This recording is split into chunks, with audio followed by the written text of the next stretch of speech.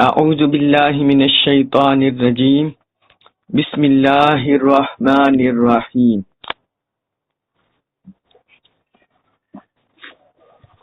آج ہم پڑھ رہے ہیں سورہ النساء آیت نمبر 5۔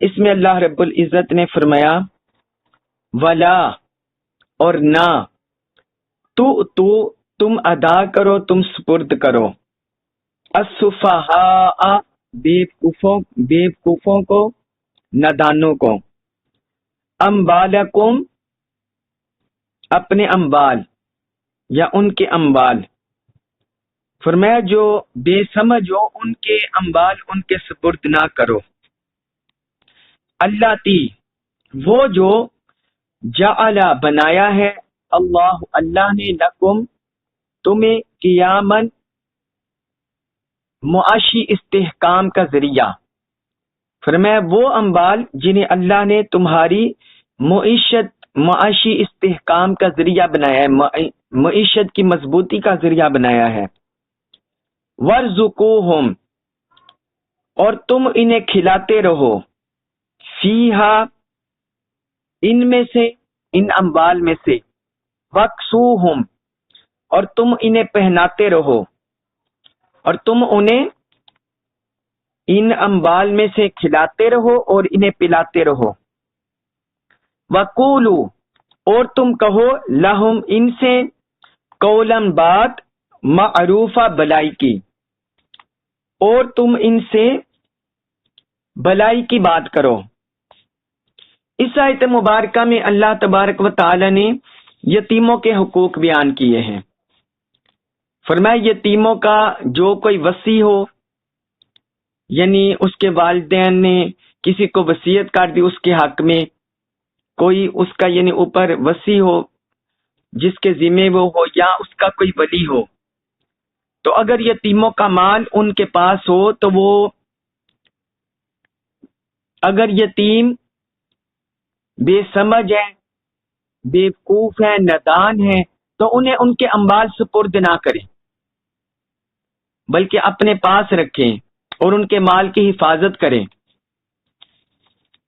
فرمایا یہ اللہ تعالی نے تمہارے لیے بھی ایک معیشت کا ذریعہ بنایا ہے کہ انسان اگر کوئی امانت دار ہے تو اگر وہ غریب ہے، فقیر ہے، ضرورت مند ہے، تو اس سے اپنی ضرورت بھی پوری کر سکتا ہے اور ان کی ضرورت بھی پوری کر سکتا ہے، لیکن بقدر حاجت کے، حد سے بڑھ کر نہیں، یہ نہیں کہ ظلم اور زیادتی سے اس کا مال کھائے، اس کی ممانعت ہے۔ تو فرمایا تم ان اموال میں سے انہیں کھلاتے رہو اور انہیں پہناتے رہو، ان کی ضروریات پوری کرتے رہو، ان یتیموں کے اموال میں سے جیسے ان کی ضرورت ہو ویسے ہی انہیں کھلاؤ اور ویسے ان کو پلاؤ، ان کی معاشی حاجات پوری کرو، کھانے پینے کی ضرورت پوری کرو، ان کے لباس کی ضرورت پوری کرو، جیسے ان کی ضرورت ہے تو ویسے تم ان کی ضرورت پوری کرتے رہو، وَقُولُوا لَهُمْ قَوْلًا مَعْرُوفًا اور ان سے بلائی کی بات کرو، یعنی تم انہیں دلاسا دیتے رہو، انہیں تسلی دیتے رہو کہ یہ تمہارا مال ہے، جب تم سمجھدار ہو جاؤ گے، اپنے پاؤں پر کھڑے ہو جاؤ گے تو تمہیں یہ تمہارا مال سپرد کر دیا جائے گا۔ اس طرح ان سے اچھی بات کریں، ان سے کوئی لڑائی جھگڑے کی یا مال چھیننے کی، مال ہڑپ کرنے کی، اس طرح بات نہ کریں۔ اس کے بعد ہے سورہ النساء آیت نمبر 6، اس میں فرمایا وَابْتَلُوا اور تم آزماتے رہو، جانچتے رہو، الیتامى یتیموں کو، حتی یہاں تک کہ اذا جب بالغوا وہ پہنچ جائے النکاح نکاح کی عمر کو، فرمایا تم تربیت کے لحاظ سے یتیموں کی جانچ پرکھ کرتے رہو، انہیں آزماتے رہو یہاں تک کہ وہ نکاح کی عمر کو پہنچ جائے، یعنی بالغ ہو جائیں۔ فَإِن پھر اگر آنستم تم دیکھ لو منہم ان میں رشدن होशियारी समझ बूझ, फिर अगर तुम उनमें होशियारी समझ बूझ देख लो, फदफाऊ तो तुम हवाले कर दो, इलैहिम उनके अम्बालहम उनके अम्बाल, तो फिर तुम उनके अम्बाल उनके हवाले कर दो, उनके सपुर्द कर दो। वला ताकुलूहा, वला और ना ताकुलूहा तुम इन्हें खाओ, इसराफन फजूल हर्ची से, व बिदारन और जल्दबाजी में, और तुम इनके अम्बाल फजूल हर्ची में और जल्दबाजी में ना खाओ। ऐन यकबरू, ऐन ये कि यकबर वो बड़े हो जाएंगे, यानी तुम्हें इस बात का अंदेशा हो कि वो बड़े हो जाएंगे, तो तुम जल्दबाजी में या फजूल हर्ची में उनके माल ना खाओ। वमन और जो काना हो गनीयन खुशहाल, गनी और जो शख्स खुशहाल हो गनी हो, फल यस्ताफिफ पस वो बचता रहे। जो शख्स भी यानी यतीम का सरपरस्त है, ऊपर उसकी निगरानी करने वाला है, निगहबान है, निगरान है, तो फरमाया अगर वो खुशहाल है तो वो उसके माल खाने से बचता रहे, उसका माल ना खाए। वमन और जो शख्स काना हो फकीरन फकीर, और जो शख्स फकीर हो, फल याकुल पस वो खाए, बिल मारूफ मुनासिब तरीके से। और जो शख्स फकीर हो लेकिन उसके जिम्मे यतीम की सरपरस्ती है, यतीम की निगरानी है, उसका ध्यान रखना है, तो फिर वो अपने हालात के मुताबिक मुनासिब तरीके से खा सकता है। फैजा बस जब दफा तुम अदा करो, बस जब तुम अदा करो, इलैहिम उनको, अम्बालहुम उनके अम्बाल, फअशहिदू तो तुम गवाह बना लो, अलैहिम उन पर। फरमाया जब तुम उनके अम्बाल उनके हवाले करने लगो, उनके सपुर्द करने लगो, तो तुम फिर इस पर गवाह बना लो। वकफा और काफी है, बिल्लाहि अल्लाह हसीबन हिसाब लेने वाला, और अल्लाह हिसाब लेने वाला काफी है। अब इस आयत मुबारका में अल्लाह रब्बुल इज्जत ने यतीमों के बारे में और उनके अम्बाल के बारे में मजीद नसीहतें की हैं और मजीद अपने अहकाम अता किए हैं, मजीद अपने अहकाम अता किए हैं।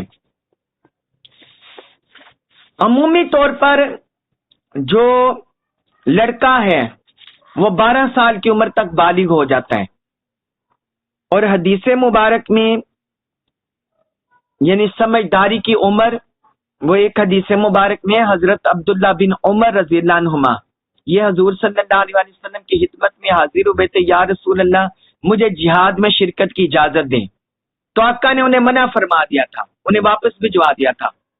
उस वक्त उनकी उम्र 14 साल थी, लेकिन जब अगले साल आए तो हुजूर ने उन्हें शामिल फरमा लिया। तो बाज़ फुक़हा फरमाते हैं कि बलूगत की उम्र 15 साल है लड़कों के लिए, और बाज़ कहते हैं कि ये यानी इलाके के लिहाज से भी होता है। हमारा जो ये हिस्सा है बरे सगीर पाक हिंद, चूंकि ये गर्म इलाका है, गर्म हिस्सा है, तो यहाँ 15 साल से पहले भी लड़के बालिग हो जाए, लेकिन वो भी चूंकि अरब इलाका वो भी गर्म हिस्सा था, तो वहां भी तो ये बहरहाल हर बंदे की अपनी खुराक पर और अपनी ध्यान पर, अपनी सेहत पर, ये इस पर भी डिपेंड करता है। तो अमूमी तौर पर जो बलूगत की उम्र होती है वो तकरीबन 12-13 साल की होती है,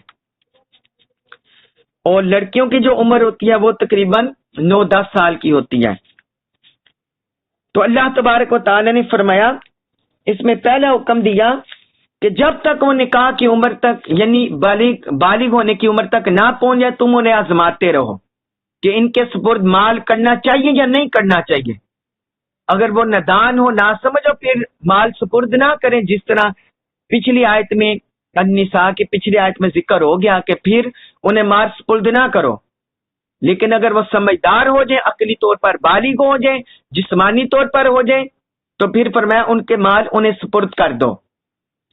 اب اس میں آگے مزید 2 احکام دیے، مزید احکام دیے۔ فرمایا کوئی بندہ بھی لالچ میں یا اپنے کاروبار کی وسعت میں، حرص میں، طمع میں ان کا مال نہ کھائے۔ یہ نہ ہو کہ یتیم کسی کا مال زیادہ ہو، کسی کے چچا کے پاس آ جائے، کسی کے تایا کے پاس آ جائے، کسی کے ماموں کے پاس آ جائے، تو وہ جلد بازی میں ان کا مال کھا لے، اپنے کاروبار میں لگا دے یا اپنی ضروریات پوری کر دے اور ان کو نقصان کر دے۔ اللہ تعالیٰ نے اس سے منع کیا، یعنی یتیم کے مال کی اللہ تعالیٰ نے کس قدر حفاظت کی ہے۔ یہ اللہ رب العزت کا دیکھیے کتنا فضل کرم ہے مخلوق پر، کہ اللہ تعالیٰ نے اس یتیم اس بچے کو کہتے ہیں جو بھی جس کا والد فوت ہو جائے بچپن میں اور وہ بالغ نہ ہوا ہو، اسے یتیم بولتے ہیں۔ تو اللہ تعالیٰ نے ان کے حقوق کی کس قدر حفاظت کی ہے، ان کے حقوق کا کس قدر خیال رکھا ہے، اور اسلام میں کس قدر خیال رکھا گیا ہے۔ تو فرمایا کہ تم فضول خرچی میں اور جلد بازی میں ان کا مال مت کھاؤ، اور پھر آگے مزید حکم دے دیا۔ فرمایا جو تم میں سے غنی ہو، مالدار ہو، وہ یتیم بچے کی کفالت کر رہا ہو، تو وہ یتیم کا مال کھانے سے بچے، وہ اس کا مال کھانے سے بچے، وہ نیکیاں کمائے، وہ اپنا مال یتیم پر خرچ کرے، اس سے اسے نیکیاں ملے گی، اللہ کے ہاں اجر ملے گا، قربت ملے گی۔ تو فرمایا وہ بچے۔ اور ہاں جو غریب فقیر ہو، جس کے معاشی بدحالی ہو، تو وہ بقدر ضرورت کھا سکتا ہے، وہ اپنی ضرورت پوری کر سکتا ہے، اپنی حاجت پوری کر سکتا ہے۔ اس میں آپ کو 1-2 احادیث مبارکہ سنا دوں۔ سنن نبی داؤد میں، سنن نسائی میں حدیث مبارک ہے، ایک شخص حضور نبی اکرم صلی اللہ علیہ وسلم کی خدمت میں آیا، عرض کرنے لگا یا رسول اللہ، میرے پاس ایک یتیم ہے جس کا مال ہے اور میرے پاس مال نہیں ہے، تو کیا کروں؟ کیا اس مال میں سے کھا لوں؟ آپ صلی اللہ علیہ وسلم نے فرمایا فضول خرچی کے بغیر کھا لو، فرمایا اسراف کے بغیر کھا لو، اسراف کے بغیر کھا سکتے ہو۔ اور ایک دوسری حدیث مبارک ہے، یہ حضرت عمر رضی اللہ عنہ سے مروی ہے۔ حضرت عمر رضی اللہ عنہ فرماتے ہیں کہ میرے نزدیک، وہ فرماتے ہیں میرے نزدیک یتیم کا مال بیت المال کے حکم میں ہے، بیت المال کی طرح ہے۔ اگر میں اس مال سے مستغنی ہوں، یعنی مجھے اس کی ضرورت نہ ہو، تو میں اس سے اجتناب کرتا ہوں، اس سے نہیں لیتا، اور جب ضرورت ہوتی ہے، یعنی معاشی کوئی ضرورت ہوتی ہے، تو پھر بقدر ضرورت لے لیتا ہوں، بقدر حاجت بقدر ضرورت لے لیتا ہوں، اور جب گنجائش ہوتی ہے تو پھر اس کو واپس کر دیتا ہوں، یعنی قرض کے طور پر لے لیتا ہوں، اور جب ضرورت پوری ہو جاتی ہے تو وہ واپس کر دیتا ہوں۔ تو اس طرح بقدر ضرورت قرض کے طور پر اگر کوئی مالدار بھی لینا چاہے تو وہ لے سکتا ہے قرض کے طور پر، لیکن وہ اس کا امین ہوگا۔ اگر اس نے خیانت کی تو اللہ کے ہاں گرفت ہوگی، اس سے پوچھا جائے گا۔ اور پھر آگے اللہ تعالیٰ نے یہ بھی اصول بتا دیا کہ جب تم ان کے مال سپرد کرنے لگو تو پھر اس پر گواہ بنا لو، تاکہ آئندہ تمہیں اپنی زندگی میں کوئی مسئلہ نہ پیش آئے۔ یہ نہ ہو کہ اس کی شادی ہو جائے، اس کے بال بچے ہوں، اور بعد میں وہ خود تم پر تانا زنی کرنے لگے کہ تم نے میرے باپ کا مال کھا لیا، یا اس کے بچے تم پر تانا زنی کرنے لگے۔ تو اللہ پاک نے معاشرتی فتنہ سے بچانے کے لیے فرمایا کہ تم جب ان کے مال سپرد کرنے لگو تو اس پر گواہ بنا لو، اس پر گواہ بنا لو۔ اور فرمایا اللہ حساب لینے والا کافی، یعنی جتنے معاملات ہیں اگر کوئی اس میں اونچ نیچ کرے گا، گڑبڑ کرے گا، تو اللہ حساب لینے والا ہے، پھر اللہ تعالیٰ حساب لے گا۔ آگے اللہ رب العزت نے فرمایا سورہ النساء آیت نمبر 7، اس میں فرمایا للرجال، مردوں کے لیے، نصیب حصہ ہے، مما اس میں سے، ترکا جو چھوڑ گئے الوالدانی والدین والاقربون اور قریبی رشتہ دار. فرمایا مردوں کے لیے اس مال میں سے حصہ ہے جو ماں باپ اور قریبی رشتہ دار ترکہ چھوڑ جائیں.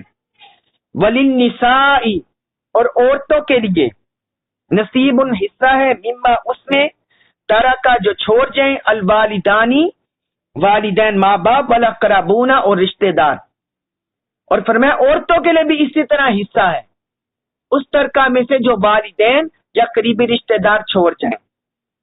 مما اس میں سے قلہ تھوڑا ہو منہ اس سے او یا کثر زیادہ چاہے وہ مال تھوڑا ہو یا زیادہ ہو مردوں اور عورتوں کو اس میں سے حصہ ملے گا. نصیباً یہ حصہ ہے مفروضاً مقرر کیا ہوا. مفروضاً مقرر کیا ہوا یہ اللہ کی طرف سے مقرر کردہ حصہ ہے. اب اس آیت مبارکہ میں اللہ تبارک و تعالی نے فرما دیا حصوں کے بارے میں بتا دیا. وارثوں کے حصے کے بارے میں ایک بنیادی اصول دیا. زمانے جاہلیت میں یہ ہوتا تھا کہ جب کوئی بندہ فوت ہو جاتا کوئی عورت فوت ہو جاتی مرد فوت ہو جاتا تو عورتوں کو وراثت میں سے حصہ نہیں دیتے تھے. بچوں اور عورتوں کو وراثت میں حصہ نہیں دیتے تھے انہیں محروم کر دیتے تھے. یعنی ویمن رائٹس کی حق تلفی کرتے تھے. ویمن رائٹس نہیں دیتے تھے چلڈرن رائٹس نہیں دیتے تھے اور انہیں معاشرے میں دھکے کھانے کے لیے چھوڑ دیتے تھے. اور جو ان کے والدین رشتہ دار مال چھوڑ جاتے وہ خود ہڑپ کر جاتے وہ خود ہڑپ کر جاتے وہ خود ہڑپ کر جاتے.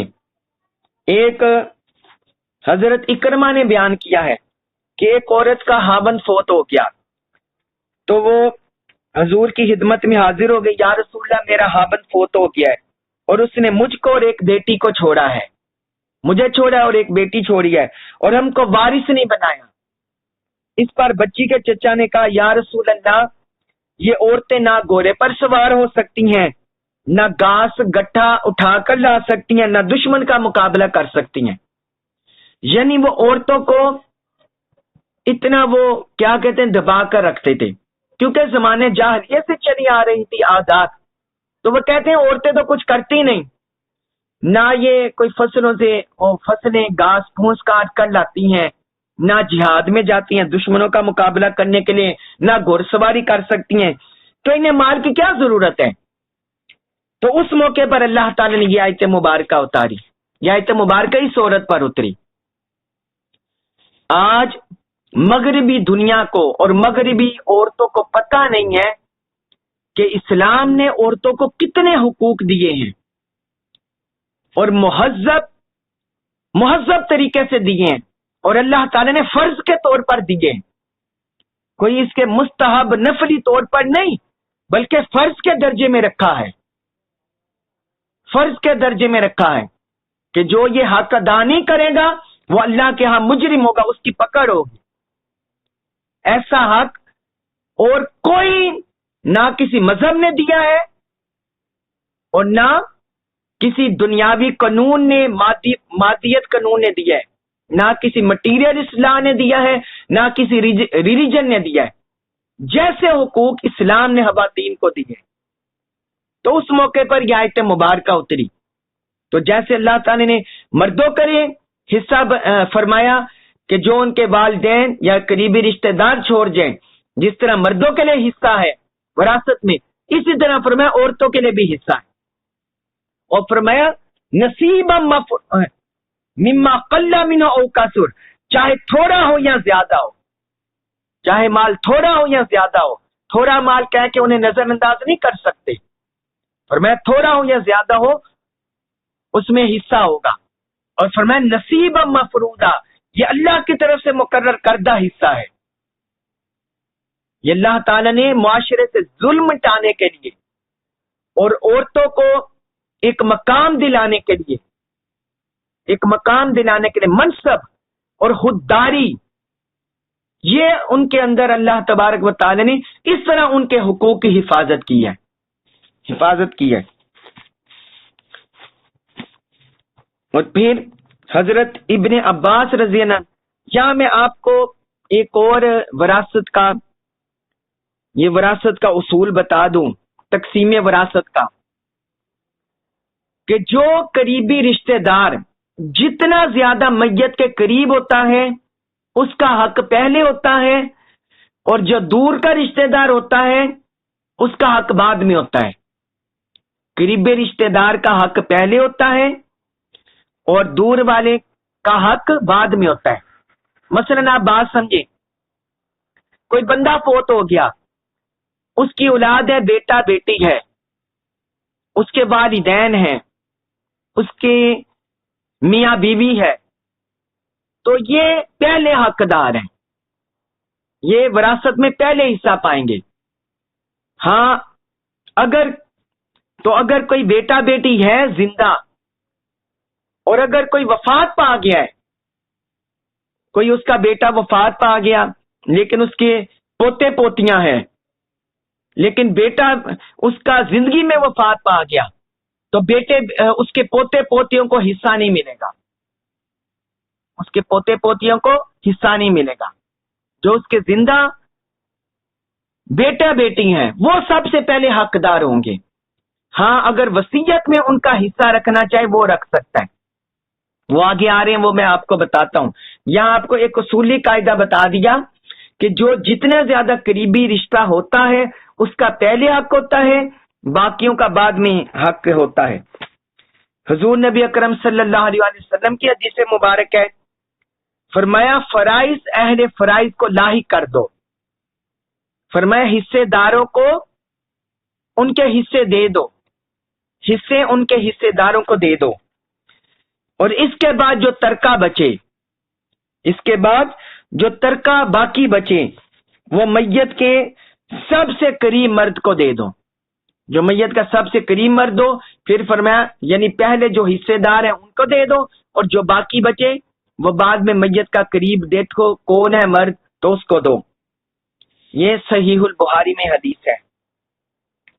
آگے اللہ تعالی نے فرمایا سورہ النساء آیت نمبر 8، اس میں فرمایا وَإِذَا، اور جب، حَضَرَ،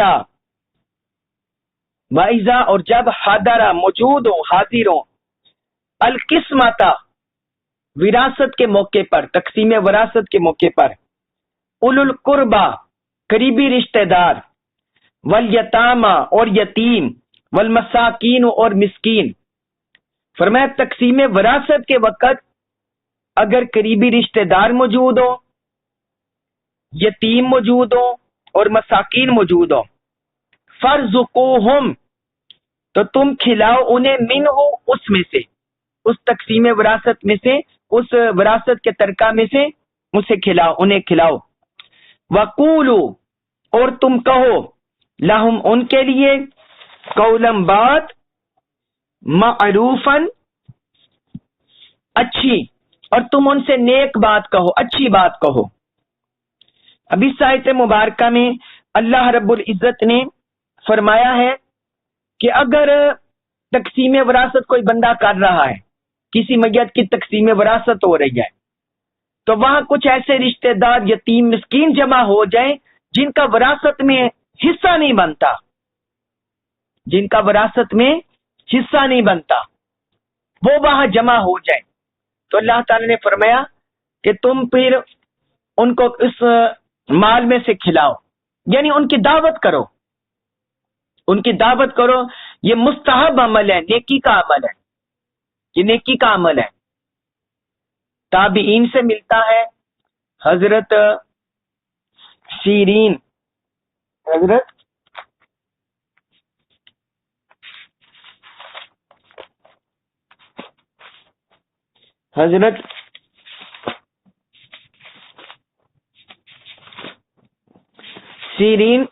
سیرین ایک تابعی گزرے، ان سے ملتا ہے. ان کی جب مال کا وقت آیا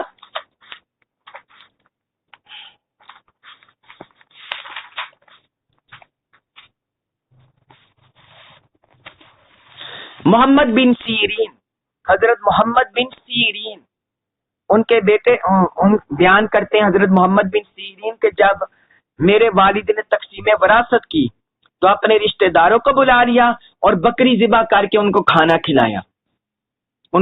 کھلایا. تو اس طرح اہل اللہ، اولیاء، صالحین، بزرگان دین اس طرح کرتے رہے ہیں. اسی طرح اور تابعین کے بارے میں بھی ملتا ہے کہ وہ کہتے ہیں کہ مجھے اس طرح صدقہ، اگر یہ آیت نہ اترتی تو تب بھی مجھے پسند تھا کہ میں اس طرح اپنے رشتہ داروں کو بلا کر انہیں صدقہ خیرات کروں اور اس طرح انہیں کھانا کھلاؤں.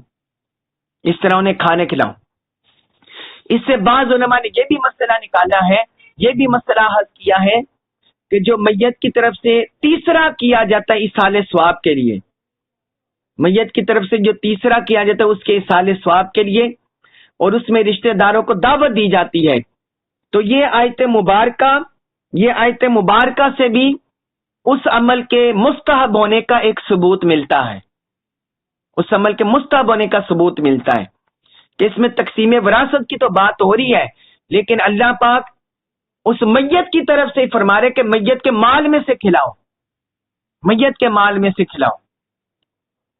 اس مال میں سے کھلاؤ. تو یہ ایک صدقہ خیرات کی شکل ہے، ایک انفاق اللہ کی راہ میں خرچ کرنے کی شکل ہے. تو اس سے جو صوم کے موقع پر دعوت کی جاتی ہے کل، تو اس آیت مبارکہ سے اس کا بھی ایک ثبوت ملتا ہے. پھر آگے اللہ تعالی نے فرمایا سورۃ النساء آیت نمبر 9 فرمایا وَلْيَخْشَى، اور ڈرنا چاہیے، الذین ان لوگوں کو، لو اگر تارکو وہ چھوڑ جاتے، من سے خلفہم اپنے پیچھے. فرمایا لوگوں کو اس بات سے ڈرنا چاہیے کہ اگر وہ اپنے پیچھے چھوڑ جائیں، ذریاتن اولاد، ضعافن کمزور، کہ اگر وہ اپنے پیچھے کمزور اولاد، نحیف اولاد چھوڑ جائے، خافو تو وہ خوف زدہ ہو، علیہم ان پر، تو وہ ان کے بارے میں کتنے خوف زدہ ہوتے. اللہ تبارک و تعالی نے فرمایا کہ میت کی جو اولاد ہے، اس کے یتیم بچے بچیاں ہیں، ان کے بارے میں جو پچھلے لوگ ہیں ان کو فکر مند ہونا چاہیے اور ان کو سوچنا چاہیے کہ اگر وہ اس کی جگہ پر ہوتے تو اپنی اولاد کے بارے میں فکر نہ کرتے. تو اسی طرح میت کی جو اولاد ہیں، یتیم بچے بچیاں ہیں، ان کی فکر انہیں کرنی چاہیے. فَلْيَتَّقُوا اللَّهَ، فَلْيَتَّقُوا پس انہیں ڈرنا چاہیے، اللہ سے، بس انہیں اللہ سے ڈرنا چاہیے. وَلْيَقُولُوا اور کہنی چاہیے، قولاً بات، سدیداً سیدھی، اور انہیں سیدھی بات کہنی چاہیے. انہیں اللہ سے ڈرنا چاہیے اور سیدھی بات کہنی چاہیے. اب یہ کون لوگ ہیں جن کی طرف اللہ تعالی نے اشارہ کیا کہ وہ انہیں ڈرنا چاہیے؟ اس بارے میں 3 لوگوں کا ملتا ہے. 3 طرح کے لوگ ہو سکتے ہیں.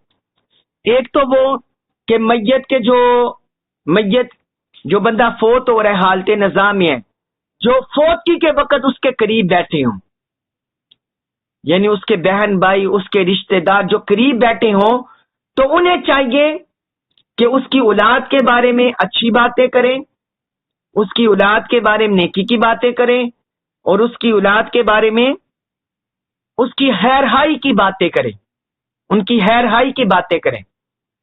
اور دوسرا طبقہ وہ ہو سکتے ہیں جو میت کے وارث، جو اس اولاد کے کفیل بن رہے ہوں، جو اس اولاد کے کفیل بن رہے ہوں، ان کی طرف اشارہ ہے کہ جو کفیل بن رہے ہیں اس میت کی اولاد کے، تو انہیں اس کے بچوں کے ساتھ نیک سلوک کرنا چاہیے، خیرخواہی کرنی چاہیے، حسن سلوک کرنا چاہیے، ان پر ظلم نہیں کرنا چاہیے. اور تیسرے، وہ کسی کو اگر وصیت کر دیا اپنی اولاد کے بارے میں، تیسرا یہ اس کے بارے میں ہو سکتا ہے کہ اسے خیرخواہ ہونا چاہیے اس کی اولاد کے بارے میں. اب اللہ تعالیٰ نے یہ تینوں چاروں طبقات جتنے بھی بلانے، ان سب کو حکم دیا ہے کہ تم میت کی جگہ پر اپنے آپ کو رکھ کر دیکھو اگر تمہارے چھوٹے چھوٹے بچے ہوتے اور تم پر حالت مرگ آ جاتی تو تم پھر اپنے بچوں کے بارے میں کیا خیال کرتے؟ تم اپنے بچوں کے بارے میں تمہیں یہی فکر لاحق ہوتی کہ میرے بچوں کو بعد میں کون سنبھالے گا، ان کی دیکھ بھال کون کرے گا، ان کی ضروریات کون پورا کرے گا، تو یہ تمہیں خوف لاحق ہوتا۔ تو اللہ تعالی نے فرمایا کہ تم اس میت کی جگہ اپنے آپ کو رکھ کر اس میت کے بچوں کے ساتھ سلوک کرو۔ دیکھیں اللہ رب العزت نے کتنے انسانی احساس اور جذبات کو مد نظر رکھ کر یہ حکم دیا ہے۔ سبحان اللہ، قربان جائے اللہ کی ذات پر کہ کیسے جذبات کو مد نظر رکھ کر اللہ تعالی نے حکم دیا ہے کہ انسانوں کو کہتے تم اس کی جگہ رکھ کر اپنے آپ کو سوچو اور میت یہ یتیموں کا اس طرح تم حقوق ادا کرو۔ اور فرمایا اس معاملے میں تم اللہ سے ڈرو، یعنی یتیموں کے بارے میں اللہ سے ڈرو، یہ مت سمجھو کہ صرف تم ان کے حقوق ادا کر رہے ہو بلکہ یہ اللہ کی طرف سے، لہذا تم اللہ کا حکم اور اللہ کی ذات کو اپنے سامنے رکھو اور ان سے سیدھی بات کرتے رہو، اچھی بات کرتے رہو۔ اس کے بعد فرمایا سورہ النساء آیت نمبر 10، انا بے شک اللہ زینہ وہ جو یاکلون کھاتے ہیں اموالا مال الیتامى یتیموں کے ظلم سے، فرمایا بے شک وہ لوگ جو یتیموں کے مال ظلم سے کھاتے ہیں، انما صرف یاکلون وہ کھاتی ہیں فی بطونہم، فی میں بطونہم پیٹوں میں اپنے، وہ اپنے پیٹوں میں بھرتے ہیں کھاتے ہیں نارن آگ، استغفر اللہ نعوذ باللہ من ذالک، فرمایا وہ اپنے پیٹوں میں صرف آگ بھرتے ہیں، وسیصلون اور ان قریب وہ داخل ہوں گے، وہ گر پڑیں گے سعیرن دہکتی ہوئی آگ میں، سعیرن دہکتی ہوئی آگ، ان قریب وہ دہکتی ہوئی آگ میں داخل ہو جائیں گے۔ اس آیت مبارکہ میں اللہ تعالی نے یتیموں کا مال کھانے کی حد درجہ مذمت کی ہے اور اس کی ترہیب کیا، اس سے ڈرایا ہے اور اس کی سزا بیان کی ہے کہ یہ اتنی سزا ہے کہ گویا وہ لوگ جو یتیموں کا مال نہ کھاتے ہیں، ظلم سے کھاتے ہیں، وہ اپنے پیٹوں میں صرف آگ بھرتے ہیں۔ اب یہ دیکھیے، اگر ہم پیچھے دیکھیں سورۃ النساء کی آیت نمبر 2، وہاں سے لے کر مسلسل اللہ تعالی یتیموں کے مال کی حفاظت کا حکم دے رہے ہیں۔ اگر یا میرے لیکچر کی، کل والے لیکچر کی اور اس کے جو پیچھے آپ سارا غور سے پڑھے سنیں تو دیکھیں اللہ تعالیٰ تسلسل سے یتیموں کے مال کی حفاظت کر رہے ہیں، اور یتیموں کے مال کی حفاظت کا اللہ تبارک و تعالی اس کے اصول بتا رہے ہیں۔ آیت نمبر 2 میں اللہ تعالیٰ نے بتایا، فرمایا، اس میں یتیموں کے مال کے بارے میں فرمایا، پھر اسی طرح آیت نمبر 2 میں دوبارہ اللہ تعالیٰ نے فرمایا وَلَا تَأْكُلُوا أَمْوَالَهُمْ إِلَىٰ أَمْوَالِكُمْ إِنَّهُ كَانَ حُوبًا كَبِيرًا، کہ ان کے مالوں کو آپ اپنے اموال کے ساتھ ملا کر نہ کھاؤ، یہ کبیرہ گناہ ہے۔ پھر اللہ تعالیٰ نے آیت نمبر 6 میں فرمایا کہ ان کے مال یہ تم فضول خرچی میں، جلد بازی میں نہ کھاؤ، اس میں بھی اللہ تعالیٰ نے تاکید فرمائی۔ اور پھر اللہ تعالیٰ نے اب اس آیت میں فرما دیا، اس آیت میں اس کی سزا بیان کر دی، کلائمیکس کر دیا، یعنی یتیموں کے مال کے تحفظ کا اور یتیموں کے مال پر ظلم کرنے والوں کی سزا کا اللہ تعالیٰ نے کلائمیکس کر دیا کہ جو یتیموں کا مال نہ کھاتے ہیں وہ صرف اپنے پیٹوں میں آگ بھرتے ہیں۔ معاذ اللہ، استغفر اللہ، نعوذ باللہ من ذالک۔ اتنی وعید بیان کی، اتنی وعید بیان کی۔ حضرت ابو سعید خدری رضی اللہ عنہ بیان کرتے ہیں کہ حضور صلی اللہ علیہ وسلم نے شب معراج کے واقعات بیان کیے جو آپ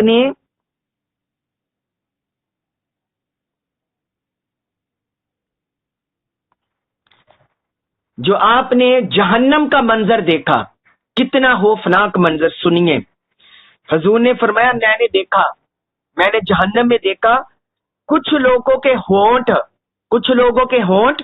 ऊंट के होंठों की तरह हैं, और उनको ऐसे लोगों के सुपुर्द कर दिया गया है जो उनके होंठों को पकड़ रहे हैं। यानी जहन्नम में ऐसे लोग होंगे जिनके होंठ ऊंटों के होंठ की तरह होंगे, और कुछ लोगों के सुपुर्द उन्हें कर दिए गए, वो उनके होंठों को पकड़ रहे थे और फिर उनके मुंहों में आग के पत्थर डाल रहे थे। और मैंने देखा आग के पत्थर डाल रहे हैं जो उनके दर के निचले हिस्से से निकल रहे हैं, उनके दर के निचले हिस्से से निकल रहे हैं। वो ऊपर से डालते जाते हैं उनके पेटों में और वो नीचे से निकलते जाते हैं। मैंने जिब्राइल से पूछा ये कौन लोग हैं? तो उसने अर्ज किया या रसूलल्लाह ये वो लोग हैं जो जुल्म से यतीमों का माल खाते थे। अस्तगफिरुल्लाह नऊज़ु बिल्लाह मिन ज़ालिक। फरमाया ये जुल्म से यतीमों का माल खाते थे और दर हकीकत ये अपने पेटों में आग बांध रहे थे। यानी जो कुरान ने बयान किया है दोज़ख में ये मिन्नो अन उनको ये सजा मिलेगी। अल्लाह माफ फरमाए, अल्लाह ताला हिदायत अता करे। इमाम तबरी ने इस हदीस को बयान किया। फिर एक हदीस में हुजूर नबी अकरम सल्लल्लाहु अलैहि वसल्लम ने फरमाया क़यामत के दिन ऐसे लोग अपनी कब्रों से उठाए जाएंगे, बाज लोग ऐसे अपनी कब्रों से उठाए जाएंगे जिनके मुंहों से आग के शोले बरक रहे होंगे, जिनके मुंहों से आग के शोले बरक रहे होंगे। आपसे अर्ज किया गया या रसूलल्लाह वो कौन लोग होंगे? आपने फरमाया क्या तुमको मालूम नहीं? अल्लाह ताला ने फरमाया है जो लोग जुल्म से यतीमों का माल खाते हैं, जो लोग जुल्म से यतीमों का माल करते हैं वो अपने पेटों में सिर्फ आग बांध रहे हैं। फरमाया ये वो लोग होंगे जो जुल्म से यतीमों का माल करते हैं। और एक ये इमाम इब्न अबी शैबा ने, इमाम अबू याला ने इस हदीस को रिवायत किया। और एक रिवायत में आता है सुद्दी से रिवायत किया, इमाम सुद्दी से रिवायत किया, वो बयान करते हैं जो शख्स यतीम का माल जुल्मन खाता है जब वो क़यामत के दिन उठाया जाएगा तो उसके मुंह से, उसके कानों से, उसकी नाक से और उसकी आंखों से, उसके मुंह से, उसके कानों से, उसकी नाक से और उसकी आंखों से आग के शोले निकल रहे होंगे। माअज़ल्लाह अस्तगफिरुल्लाह नऊज़ु बिल्लाह मिन ज़ालिक। आग के शोले निकल रहे होंगे और उसे देखकर हर शख्स ये पहचान लेगा कि ये यतीम का माल खाने वाला है। अल्लाह माफ करे। इतनी वईद है, इतनी सख्त सजा है जो अल्लाह ताला ने खुद कुरान मजीद में बयान किया है और हुजूर सल्लल्लाहु अलैहि वसल्लम ने अहदीस मुबारका में बयान कर दिया। इतनी सख्त वईद बयान किया है। अल्लाह ताला बचाए। हमारे मुआशरे में लोग यतीमों के हुकूक का ख्याल नहीं रखते और बेदरक इस फानी दुनिया में यतीमों का माल हड़प कर जाते हैं, उनका माल खा जाते हैं, उड़ा जाते हैं, जाया कर देते हैं, अपनी फैक्ट्रियां अपने बना देते हैं और यतीमों को कहते हैं तुम्हारा तो कुछ नहीं, या उन्हें धक्के देकर निकाल देते हैं। जालिम जमींदार, जागीरदार, वडेरे, सरमायादार, मालदार और कई लोग, और उन्हें खबर नहीं कि अल्लाह ताला ने कितनी सख्त वईद बयान किया है, कितनी सख्त वईद बयान किया है। अल्लाह ताला हमें इस जुल्म से बचाए। इसके बाद है सूरतुन निसा आयत नंबर 11। उसमें अल्लाह ताला ने फरमाया यूसीकुम, वो हुक्म देता है कुम तुम्हें, अल्लाह तुम्हें हुक्म देता है फी में औलादिकुम, तुम्हारी औलाद के बारे में। फरमाया अल्लाह तुम्हें तुम्हारी औलाद के बारे में हुक्म देता है। लिज़्ज़करी, लड़के के लिए, मिसलू बराबर है, हज़्ज़िल हिस्सा अल उनसैन, दो लड़कियों के बराबर। ये बड़ी अहम आयत मुबारका है, इसमें विरासत के हिस्से बयान हो रहे हैं, इसलिए ध्यान से सुने। फरमाया अल्लाह तुम्हें तुम्हारी औलाद के बारे में हुक्म देता है, लड़के के लिए दो लड़कियों के बराबर हिस्सा है।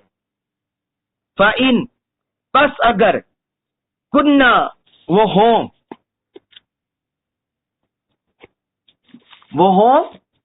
कुन्ना हो, निसाअन औरतें, फौका सनतैन, फौका ऊपर, इसनतैन 2 से।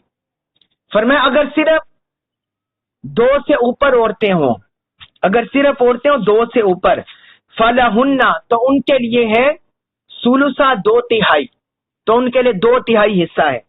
माँ जो तारका उसने छोड़ा, यानी जो मैयत ने छोड़ा, वारिस ने छोड़ा, तो उन खवातीन के लिए 2/3 हिस्सा है।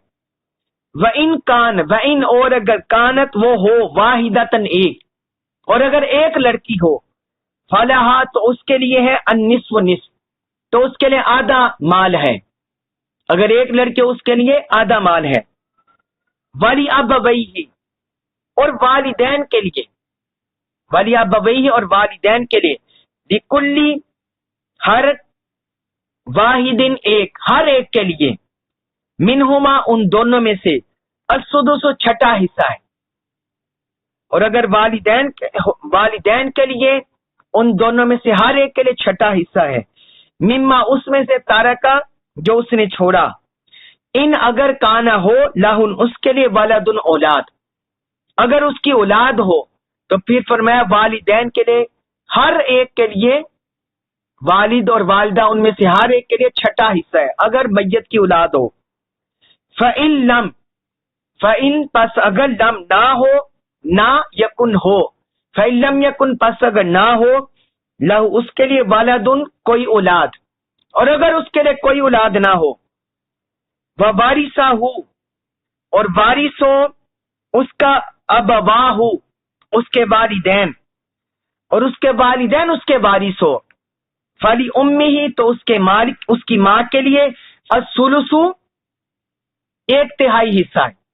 पर मैं अगर उसकी औलाद हो और उसके वालिदैन हो तो फिर उसकी माँ के लिए 1/3 हिस्सा है। फाइन बस अगर काना हो लहू उसके लिए इहवतुन बहन भाई, तो अगर उसके बहन भाई हो, फली उम्मी ही तो उसकी माँ के लिए असुदुस छठा हिस्सा है। मिन से बादी बाद उसके वसीयतिन वसीयत के, यूसी जो वो वसीयत करे बिया जिसकी, फरमाया अगर उसके बहन भाई हो तो उसकी माँ के लिए छठा हिस्सा है। ये वरासत उस वक्त तकसीम होगी उसकी वसीयत पूरी करने के बाद, औ या दैनिन कर्ज अदा करने के बाद, या औ दैनिन कर्ज अदा करने के बाद। आबाउकुम तुम्हारे आबा, तुम्हारे बाप दादा, व अबनाउकुम और तुम्हारे बेटे, ला नहीं तदरूना तुम जानते, फरमाया तुम्हारे बाप और तुम्हारे बेटे तुम नहीं जानते, अय्युहुम उनमें से कौन, अकरबू ज्यादा करीब तर है, लकुम तुम्हारे लिए, नफ़अन फायदामंद, तुम नहीं जानते कि तुम्हारे लिए इनमें से ज्यादा फायदेमंद कौन है। फरीदतन ये मुकर्रर है, ये हिस्सा मुकर्रर है, मिनल्लाहि अल्लाह की तरफ से, ये अल्लाह की तरफ से हिस्सा मुकर्रर है। इन्ना बेशक अल्लाह काना है अलीमन खूब जानने वाला, हकीमन हिकमत वाला, बेशक अल्लाह खूब जानने वाला बड़ी हिकमत वाला है। अभी साहित्य मुबारका में अल्लाह ताला ने औलाद और वालिदैन के हिस्से बयान किए हैं, वरासत के हिस्से बयान किए कि वरासत में औलाद का और वालिदैन का क्या हिस्सा होगा। पहले आप समझ लें, ध्यान दें, अगर मैयत माल छोड़ जाए, कोई बंदा फोत हो गया, माल छोड़ गया, उसकी तकसीम कैसे होगी। पहले अगर कोई बंदा उसकी तजहीज़ो तकफीन में उसकी दफीन में उसका माल खर्च करना चाहे तो पहले उसका माल का हक है उसकी तजहीज़ो तकफीन पर खर्च किया जाए, उसके माल में से पहले उसके तजहीज़ो तकफीन पर खर्च किया जाएगा। दूसरा, उसके तरका में से अगर उसके जिम्मे कोई कर्ज हो, पहले उसका कर्ज, दूसरे नंबर पर उसका कर्ज अदा किया जाएगा। अभी माल विरासत में तकसीम नहीं होगा, अगर उस पर कर्ज है तो पहले उसका कर्ज अदा किया जाएगा, और अगर उसने अपनी बीवी का हक महर नहीं दिया تو وہ بھی قرض کی طرح ہے، وہ بھی اس کے مال میں سے ادا کیا جائے گا۔ یہ دوسرے نمبر پر۔ تیسرے نمبر پر اگر اس نے کوئی وصیت کی ہے اپنے پوتے کے لیے، اپنی پوتی کے لیے، اپنی نواسی کے لیے، یا اللہ کی راہ میں کوئی مدرسے کے لیے اس نے وصیت کر دی ہے، یا اللہ کی راہ میں خرچ کرنے کے لیے اس نے وصیت کر دی ہے، وصیت 1/3 مال تک ہوتی ہے۔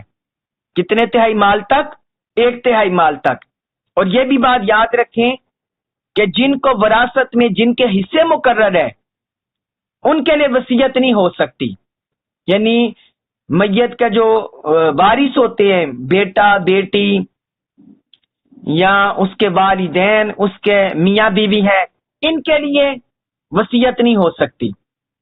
ہاں جن کو وراثت میں حصہ نہیں مل رہا، مثلا پوتا پوتی ہے، نواسا نواسی ہے، جو اس کا بیٹا اس کی زندگی میں فوت ہو گیا، بیٹی اس کی زندگی میں فوت ہو گئی، تو اگر ایسے حصے دار، ایسے پوتے پوتی نواسے نواسی موجود ہیں اور اوپر اس کا بیٹا بیٹی نہیں ہے، فوت ہو گیا پہلے اس کی زندگی میں، تو ان کے بارے میں وصیت کی جا سکتی ہے۔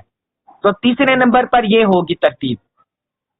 جب باقی مال بچ جائے گا، اس کی تجہیز و تکفین میں مال خرچ کرنے کے بعد، اس کا قرض ادا کرنے کے بعد، اس کی وصیت پوری کرنے کے بعد، جو باقی مال بچے گا وہ اس کے باقی ورثاء میں تقسیم ہوگا، وہ اس کے ورثاء میں تقسیم ہوگا، وہ اس کے ورثاء میں تقسیم ہوگا۔ اب اس آیت مبارکہ کو ہم سمجھ لیں، اس میں کون سے حصے بیان ہوئے، غور سے آپ سمجھ لیں۔ پہلے اللہ تعالی نے بیان کیا کہ اگر اس کی اولاد ہو، بیٹا بیٹی ہو، تو فرمایا جو بیٹا ہے، جو مذکر ہے مرد، اس کو لڑکیوں کے مقابلے میں دگنا حصہ دیا جائے گا، یعنی گہرا حصہ بیٹی کو دیا جائے گا اور دوہرا حصہ بیٹے کو دیا جائے گا۔ یہ بات اصول میں یاد رکھیں کہ جہاں بیٹے بیٹی ہوں گے، بیٹی کو گہرا حصہ اور بیٹے کو دوگنا حصہ دیا جائے گا۔ ایک یہ اللہ تعالیٰ نے اصول بیان کر دیا۔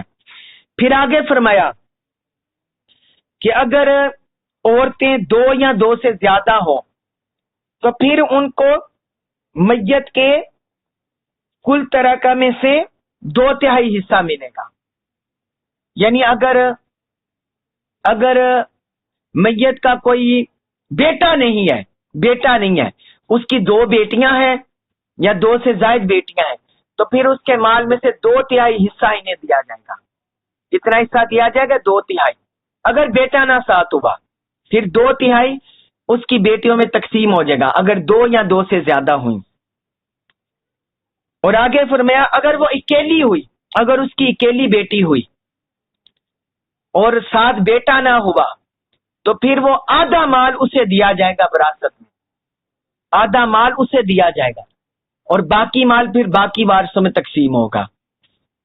اور پھر اگلا بیان کیا کہ اگر اس میت کی اولاد ہو جو وارث بنا کے جا رہا ہے، اگر اس کی اولاد ہو اور والدین زندہ ہو اس کے، تو ان میں سے ہر ایک کو 6واں حصہ دیا جائے گا، 6واں حصہ دیا جائے گا۔